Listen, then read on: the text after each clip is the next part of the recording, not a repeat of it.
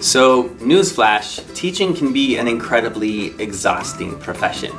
And this is really true for introverts who just have their energy zapped from them between managing tons of relationships and then the constant call for collaboration. Being an introvert as a teacher is a lot like being an iPhone. You have this amazing creative capacity. You have so much inside of you that you can give to the world, but at the same time, it gets drained so much shorter. You have this very minimal battery life.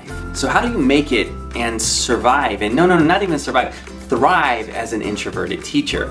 Well, I'm going to share a few strategies that I found were helpful for me. Number one, find ways to engage with students on a one-on-one level. So instead of always doing direct instruction or wandering the class and kind of watching what groups are doing, pull kids aside for one-on-one conferences, and you will find that you will know students on a much more individual level, and as a result, you will also feel so much less tired. Number two, give yourself the permission to say no to committee work and to instead provide value to your school through doing introverted projects.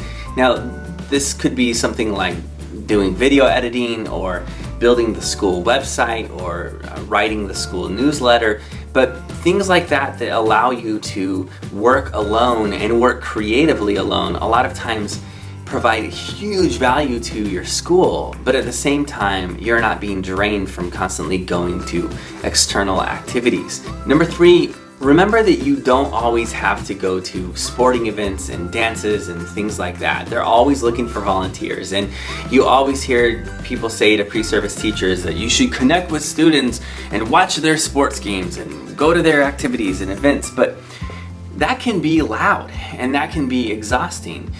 And sometimes the best way to connect with a student is to pull them aside in the hallway before class or after class, or pull aside 4 or 5 of them and bring them into your classroom for lunch. Number four, give yourself the permission to be alone while you're at school. You don't have to always go to the staff lounge on your prep period. You can be in your room. There's nothing wrong with that. Number five, find an introverted hobby. Maybe it's writing, maybe it's reading, maybe it's crocheting or knitting. I'm not really sure what the difference is in those, but find something that you like to do that's introverted and make time for that in your schedule on a regular basis. Number six, remember that it's okay to have a quieter classroom.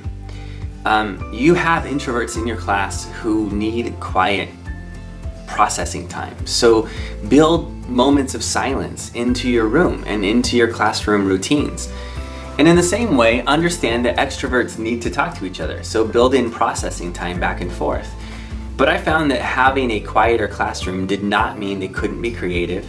It did not mean they couldn't have fun. It just meant that if the noise volume got insanely loud during a creative project or a hands-on activity, that I felt anxious. And when I communicated that to my students, they were actually really understanding about it. And just remember that you don't have to be an extrovert to thrive as a teacher.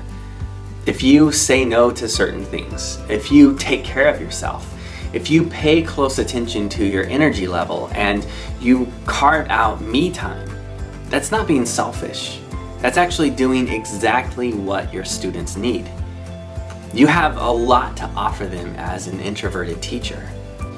Never let the system, which is so tailored toward extroverts, cause you to forget that who you are drives how you teach. And who you are is the exact teacher that your students need.